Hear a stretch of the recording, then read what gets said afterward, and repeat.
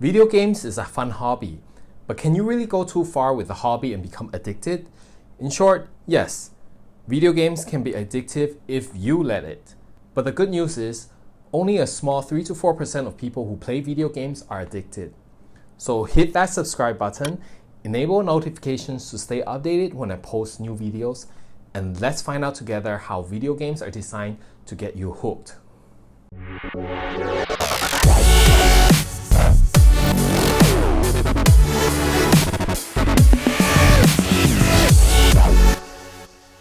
Video games are designed to be addictive using state-of-the-art behavioral psychology to keep you hooked. Because by keeping players hooked and playing, it is how these big companies continue to make more money from gamers like you and me. And here are a few common ways of how these game companies do it. Number 1, there's always a reward within reach.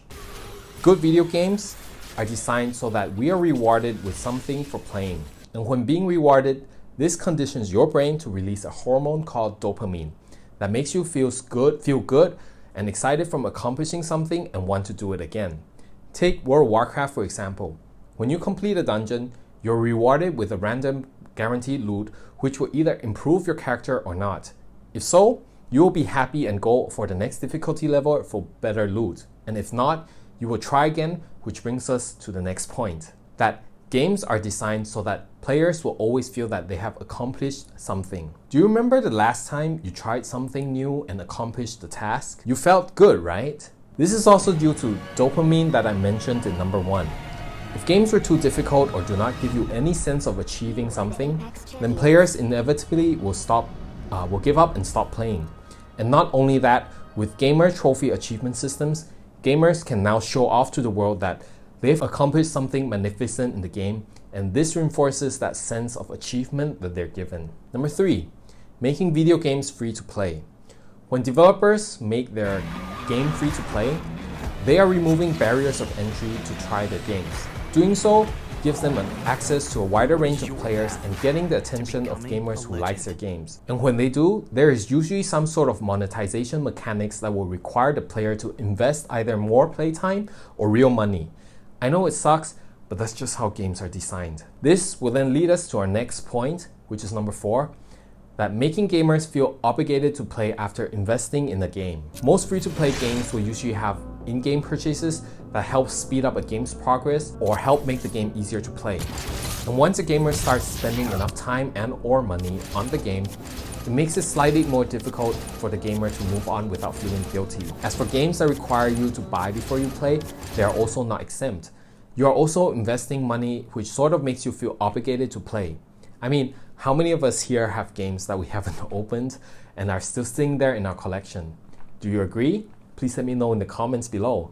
Number 5, you can get away with doing things you can't do in the real world. One of the great things about virtual world, especially open world games, is that they give players a certain amount of freedom to do things that they wouldn't do in the real world. For instance, gamers can drive around at 200 miles per hour and crash into other cars or run over NPCs, or shoot and kill NPCs or other players without having to face any consequences. The more the freedom, the more possibilities that player can try in the virtual world. Number 6, video games can be an escape from reality. Related to number 5, video games let player explore and experience in-game world as someone or something else. Tell me that the idea of beating up bad guys as your favorite superhero or living the life as a powerful assassin is not a cool idea. Also, with online games being popular, it allows people to build relationships with other players. For some gamers, this online community and their online identity becomes the place where they're most accepted. And this draws them back again and again to continue playing. Number 7, games are designed to provide a competitive environment among players. As internet access becomes more easily accessible, more and more gamers are competing with or against friends and other players from across the world via the internet. There are many permutations of online competitive gaming. Some games involve forming clans and guilds with other players to compete against other groups of players, while others use the last man standing battle royale format, most famously Fortnite.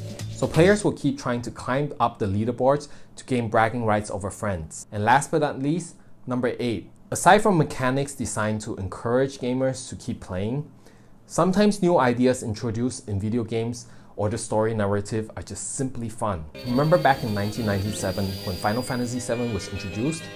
It took the world by storm because it was one of the first games to have an engaging storyline coupled with revolutionary controls. This won over the hearts of gamers across the world and have a remake coming soon as well. But if you're still too young then Zelda Breath of the Wild is another similar but more recent example. And if you haven't played Breath of the Wild, then another example could be Pokemon Let's Go. So that's 8 ways video games are designed to keep you hooked. I hope you enjoyed today's video, so hit like if you did, and I'll see you again in next week's video.